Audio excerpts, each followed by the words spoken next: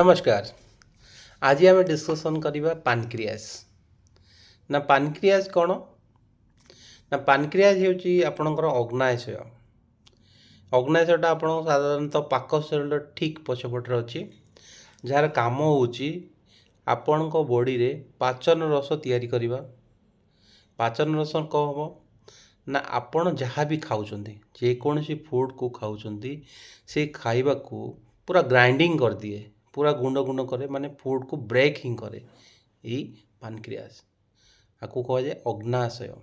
अग्नि जेमती सबुड़ी को नाश करे बा पचन करे बा दहन करे, ठीक से भरी पानक्रियाजर काम होला पचन रस तैयारी करवा बा आपण जहाँ भी खाऊंती ताकू कौन करे भांगीदेव, फूड को गुंड गुंड गुंड करदेव, जूस एक्टर करदेव। आउ गोटे कौन कर ना आपण बॉडी रे इंसुलिन तैयारी कर। इंसुलिन कौन कर ना इंसुलिन काम है आपणकर ब्लड रे जी सुगर ताकू मैनेज कर। आउ कौन पानक्रियास काम ना आपण बॉडी जिते वीक होते आपणकर एनर्जी डेफिशिएंसी हम सेतेबेले आपणकर पानक्रियास लिवर को इंस्ट्रक्शन दब कि शरीर रे एनर्जी कम हो जाइए, तेणु लिवर रे थिबा स्टोर एनर्जी आसिकी यूज हम जोटा कि ग्लूकागन कहते। तो पानक्रियाजर ए सबू रहिला काम। तो गोटे सुस्थ पानक्रियास दिन को प्राय 8 कप पानक्रियास जो पाचन रस तैयारी करे बा प्रोड्यूस करे। तो तार गोटे टाइमिंग थाए। पाचन आपड़ जितेबले चाहिए सेतेबले खाद्य खाईदेवे, जितेबले चाहिए सेतेबले मन इच्छा आज व्रतघर काली बाहाघर आज बढ़िया खाद्य होती मन इच्छा खाईदेवे, से अनुसार आपणकर पानक्रियास पाचन रस तैयारी करनी बाहर करनी बा निर्गत करनी। तो यही पानक्रियास कौन कौन रोग आसे बा पानक्रियास आपणकर खराब अच्छे बोली आप केमती जानबे? ये सिंपल जिन समस्तଙ୍କର कौन हम जितेबले जना पड़ो पेट कामुड़ आपन को बांति लगे अधिक खाद्य खाई जमी जना पड़ो मु अधिक खाद्य खाई। आउ कौन हम ना मुंड चक्कर काटब, वीक वीक लगे, केमती लगे मुझे शोई पड़े, बांति करदे ठीक से ठीक लगे। ताने कौन आपन जी खाद्य खाई से खाद्य ठीक से हजम होनी बा से खाद्य ठीक से पचन होनी, पानक्रियास से रस बाहर करि पारि नहीं। तो आपण को सेतिकी लक्ष्य करिया पड़िबो। आपणकर पानक्रियास जदि ठीक नहीं ताहले कौन हम आपन से अनुसार खाद्य खाइबा को पड़िबो। तो पानक्रियास प्रॉब्लम हेले कौन आपणकर आसीबो पानक्रियाटाइटिस हबो, खाद्य ठीक से हजम हेबनी, मुंड बुलेइबो, बांति लागिबो, जेतिकी खाद्य सेतिकी बाहरी पड़िबो। आपन केमती पेटरे एमती फील हो कि मो पेटरे खाद्य गुड़ा सब जमा हो जाइए, विभिन्न प्रकार मेडिसिन खाई डाइजेन फाइजेन सब पीकी आपन ताको ठीक करेंगे करुँच भी। सेकेंड आपणकर डायबिटिक, आपण डायबिटिक्स माने आपणकर पानक्रियास ठीक से काम करूनी, तामाने कौन आपण पानक्रियास ठीक से इंसुलिन बाहर करूनी। जो इंसुलिन आपण ब्लड रे थिबा सुगर को मैनेज करिवो से ठीक से बाहर कर पारनी। आउ गोटे रक्त मन रखु इनिशियली जिते पानक्रियास प्रॉब्लम हुए ताले इंसुलिन आपणकर जो ठीक से बाहर ना ताको मैनेज करहब, किंतु धीरे धीरे धीरे पानक्रियास छोट छोट ग्रंथि थाए, छोट छोट होल टाइप थाए, से होल रू आपणकर इंसुलिन इंसुलिन बाहर। जदि से होल गुड़ा आपणकर बंद हो जाए ना इंसुलिन ना बाहर ना आप डायबिटिक हो जाए, आप विभिन्न प्रकार मेडिसिन खाती इंसुलिन नियंती कौन पाई ना सुगर टाको मैनेज करने। आउ कौन हम पानक्रियास आपन पानक्रियास कैंसर हो कहीं आपड़ जितेबाला गोटे सिंपल गोटे रंधा खाद्य कर रांधुंट गोटे खाद्य से खाद्य जदि पचन हो रही जाए गोटे जिनस कौन दुर्गंध हम, ठीक से हीपरी आम बॉडी रे खाद्य गुड़ा ठीक से दहन हेनी पचन हेनी से बॉडी रे पड़ी रही दुर्गंध हम, स्टूल गंधेब, से विभिन्न प्रकार क्रिएट हम, सेटा पानक्रियास कैंसर भी हो पारे बेले बेले रही।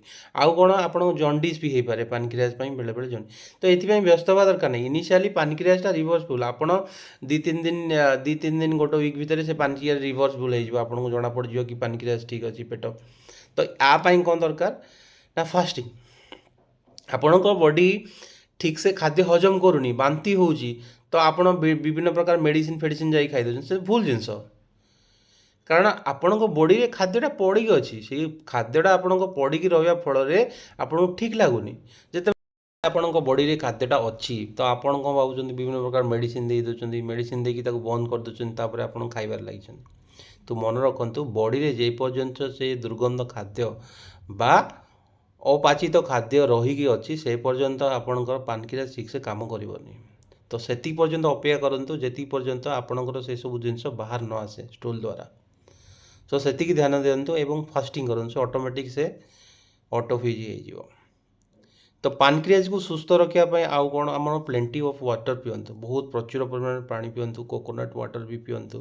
ଆପଣଙ୍କର ପାଚିଲା କଦଳୀ ଯେଉଁ ବାନାନା, ସେଇଟା ମଧ୍ୟ ୱେଲ୍ ଫୁଡ଼୍ ଫର୍ ପାନକ୍ରିଆସ।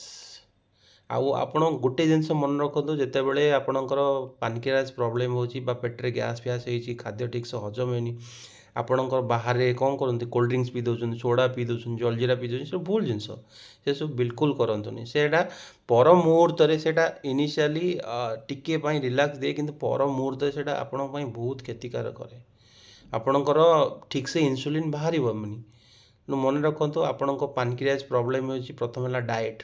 ଆପଣ ରେଷ୍ଟ୍ରିକ୍ଟେଡ଼ ଡାଏଟ୍ ହିଁ ତିଆରି କରନ୍ତୁ, ଯେଉଁ ଡାଏଟ୍ ଆପଣଙ୍କ ପାନକ୍ରିଆସ ପାଇଁ ହେଲ୍ଦି, ଆପଣଙ୍କ ପାନକ୍ରିଆସ ପାଇଁ ଠିକ୍ ଅଛି, ସେଇଭଳିଆ ଡାଏଟ୍ ଖାଆନ୍ତୁ। ଆଉ ଯେଉଁ ଖାଦ୍ୟ ଆପଣ ବଡ଼ିରେ ଠିକ୍ସେ ବହୁତ ପାଚନ ରସ ନେବ, ଅଧିକ ଫ୍ୟାଟ୍ ଯୁକ୍ତ ଖାଦ୍ୟ, ଯେଉଁ ଖାଦ୍ୟ ପାଚନ ଅଧିକ ରସ ନେଇକି ବଡ଼ିରେ ଦହନ ହେବ, ସେଇଭଳିଆ ଖାଦ୍ୟ ବନ୍ଦ କରନ୍ତୁ। ମଟନ୍ ଟୋଟାଲି ନୁହନ୍ତି, ଯେଉଁଟା ହାଇ ଫ୍ୟାଟ୍, ଯେଉଁଟା ସେସବୁ ଟୋଟାଲ୍ ବନ୍ଦ କରନ୍ତୁ। ଆଉ କ'ଣ, ଚକୋଲେଟ୍, ଆଇସ୍କ୍ରିମ୍, ଯେତିକି ବ୍ରେବେରୀ ଖାଦ୍ୟ, ଆପଣଙ୍କର ଅଏଲି ଫୁଡ଼୍, ଚିକେନ୍, ମଟନ୍, ଏଇସବୁ ଯେଉଁ ଅଧିକ ଅଏଲ୍, ଆଉ ୟୋକ୍, ଯେଉଁ ଅଣ୍ଡାର କେଶର, ସେସବୁ ପୁରା ବର୍ଜନ କରନ୍ତୁ, ପୁରା ଇନିସିଆଲି ବନ୍ଦ କରିଦିଅନ୍ତୁ। କାରଣ ୱାନ୍ସ ଆପଣଙ୍କ ଇନ୍ସୁଲିନ୍ ବନ୍ଦ ହେଇଗଲେ ନା, ସେ ଆଉ ରିଜେନେରେଟ୍ ହେଇପାରିବନି, ବହୁତ ଟାଇମ୍ ଲାଗିବ ତାକୁ ରିଜେନେରେଟ୍ ହେବା ପାଇଁ। ତ ଇନିସିଆଲି ଆପଣ ଯଦି ଏସବୁ ପଦକ୍ଷେପ ନେବେ, ଆପଣଙ୍କର ପାନକ୍ରିଆସ ସୁସ୍ଥ ରହିବ। ତ ପାନକ୍ରିଆସଟା ଆପଣଙ୍କର ଆରାମସେ ଭଲ ହେଇପାରିବ। ତେଣୁ ଆପଣ ଗୋଟେ ଜିନିଷ ମନେ ରଖନ୍ତୁ, ହେଲ୍ଦି ଡାଏଟ୍ ନିଅନ୍ତୁ। ପାନକ୍ରିଆସକୁ ସୁସ୍ଥ ରଖିବା ପାଇଁ ଆପଣଙ୍କୁ 3ଟା ଜିନିଷ କରିବାକୁ ପଡ଼ିବ। ଫାର୍ଷ୍ଟ ହେଲା କ'ଣ ନା, ହେଲ୍ଦି ଡାଏଟ୍। ସେକେଣ୍ଡ କ'ଣ, ଟାଇମିଂ। ଥାର୍ଡ଼ କ'ଣ, ନିୟମିତ ଏକ୍ସରସାଇଜ୍। ତ ଏଇ 3ଟା ଜିନିଷ ଆପଣ ଯଦି କରିବେ, ତାହେଲେ ଆପଣ ପାନକ୍ରିଆସ ସୁସ୍ଥ ରହିବ। ଆଉ ପାନକ୍ରିଆସ ଯଦି ସୁସ୍ଥ ରହିଲା ନା, ଆପଣଙ୍କ ବଡ଼ି ଠିକ୍ ସୁସ୍ଥ ରହିବ। ବଡ଼ି ଯଦି ସୁସ୍ଥ ରହିଲା ନା, ଆପଣଙ୍କୁ ସୁଗାର ହେବ, ଡାଇବେଟିସ୍ ହେବ, ସେସବୁ। ମନେ ରଖନ୍ତୁ, ଆଜିକା ଡେଟ୍ରେ ଅଲ୍ ଇଣ୍ଡିଆରେ ଆପଣଙ୍କର 35 crores ଡାଇବେଟିକ୍ସ। କାହିଁକି ନା, ଏଇ ବେକାର ଖାଦ୍ୟ ଖାଇକି। ବେକାର ଖାଦ୍ୟ ଖାଇଲେ ଆପଣଙ୍କର ପାନକ୍ରିଆସ କ'ଣ, ଇନ୍ସୁଲିନ୍ ଠିକ୍ସେ ବାହାର କରିପାରିବନି। ଯେହେତୁ ଇନ୍ସୁଲିନ୍ ବାହାର କରିପାରିବନି, ଆପଣଙ୍କର ବ୍ଲଡ଼ରେ ସୁଗାର ମ୍ୟାନେଜ୍ ହେଇପାରିବନି। ତ ମନେ ରଖନ୍ତୁ, ଆପଣଙ୍କ ପାନକ୍ରିଆସକୁ ହେଲ୍ଦି ରଖନ୍ତୁ, ତାହେଲେ ଆପଣଙ୍କୁ ଡାଇବେଟିକ୍ସ ହେବନି। ଆଉ ଇନିସିଆଲି ଆପଣ ଜାଣିପାରିଲେ, ଯଦି ବଡ଼ିଟା, ଆପଣଙ୍କର ପେଟ ଖରାପ ହେବ ମାନେ ଆମେ ଅଟୋମେଟିକ୍ ଜାଣିପାରିବେ, ଯେକୌଣସି ଲୋକ ଏସବୁ ଜାଣିପାରିବେ। ତ ସେତିକି ବେଳକୁ ଆପଣ ସତର୍କ ହୋଇଯିବା ଦରକାର କି ମୋ ବଡ଼ି ସେତିକି ଆବଜର୍ଭ କରୁନି, ମୋ ବଡ଼ିକି ସେତିକି ନିଡେଡ଼ ନୁହଁ ଏସବୁ ଜିନିଷ। ତ ସେଇଭଳୁ ଆପଣ ଯଦି ସତର୍କ ହେଇଯିବେ, ତ ଆପଣଙ୍କର ହେଲ୍ଦି ଲାଇଫ୍ ତିଆରି ହେଇଯିବ। ଆଉ ବିଲକୁଲ ବି ପ୍ରୋସେସ୍ ଫୁଡ଼୍, ଯେଉଁ କୋଲ୍ଡ ଡ୍ରିଙ୍କସ୍ ପିଉଛନ୍ତି, ସେସବୁ ଟୋଟାଲି ବନ୍ଦ କରନ୍ତୁ। ଆପଣ ପେଟ ଗ୍ୟାସ୍ ହେଲେ, ଯଦି ଠିକ୍ସେ ଖାଦ୍ୟ ହଜମ ହେଉନି, ଆପଣ ସେସବୁ ଜିନିଷ ଜମାରୁ ଖାଦ୍ୟନି। ଆପଣ ଅପେକ୍ଷା କରନ୍ତୁ, ବାନ୍ତି କରିଦିଅନ୍ତୁ ପଛେ, ଆପଣଙ୍କ ଖାଦ୍ୟ ମାନେ ଯେଉଁ ଖାଦ୍ୟ ଠିକ୍ସେ ପଚନ ହେଇନି, ସେସବୁ ବାହାରି ପଡ଼ିବ। କିନ୍ତୁ ସେଇ ଯେଉଁ ମେଡ଼ିସିନ୍, ଡାଇଜିନ୍ ଫାଇଜିନ୍, ଏସବୁ ବିଲକୁଲ ବନ୍ଦ କରନ୍ତୁ। ହେଲ୍ଦି ଲାଇଫ୍ ବଞ୍ଚିବାକୁ ହେଲେ ଆପଣଙ୍କୁ ଡାଏଟ୍ ଫଲୋ କରିବାକୁ ପଡ଼ିବ। ଆଉ time is a medicine, diet is a medicine. ଆଉ ବାହାର କେମିକାଲ୍ ମେଡ଼ିସିନ୍ ଖାଇକି ଆପଣଙ୍କ ବଡ଼ି ଠିକ୍ ହେଇପାରିବନି। ଏତିକି ମୋର ରିକ୍ୱେଷ୍ଟ, ଆପଣ ହେଲ୍ଦି ପାନକ୍ରିଆସ ରଖିବା ପାଇଁ ହେଲେ ଆପଣ ମାଇଣ୍ଡ ସେଟ୍ କରନ୍ତୁ, ଠିକ୍ ଟାଇମ୍ରେ ଠିକ୍ ଖାଦ୍ୟ ଖାଆନ୍ତୁ ଏବଂ ଏକ୍ସରସାଇଜ୍ କରନ୍ତୁ, ବ୍ୟାୟାମ କରନ୍ତୁ। ନମସ୍କାର ରହିଲି। ଯଦି ମୋ ଭିଡ଼ିଓ ଆପଣଙ୍କୁ ଭଲ ଲାଗିଥାଏ, ମୋ ଚ୍ୟାନେଲକୁ ଲାଇକ୍ ସବସ୍କ୍ରାଇବ୍ କରନ୍ତୁ। ଜୟ ଜଗନ୍ନାଥ।